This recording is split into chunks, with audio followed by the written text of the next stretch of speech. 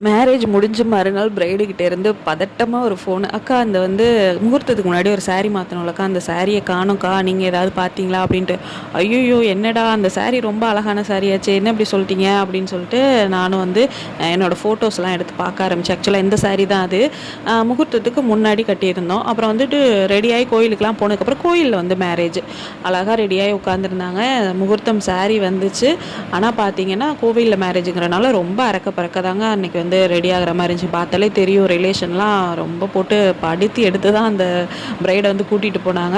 So அந்த இதில வந்துட்டு எப்படி சாரி மடிச்சு வச்சாங்க, மறந்துட்டாங்களா என்னன்னு தெரியல. ஸோ பிரைடு கால் பண்ணதுக்கப்புறம் நான் அசிஸ்டன்ட்க்கு கால் பண்ணேன்.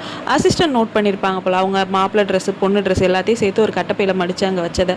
ஸோ அசிஸ்டன்ட் சொன்னதுக்கப்புறம் நான் என்னோட ஃபோட்டோஸ்லாம் செக் பண்ணும்போது நல்ல வேளையா அந்த பை வந்து அதில இருந்துச்சு.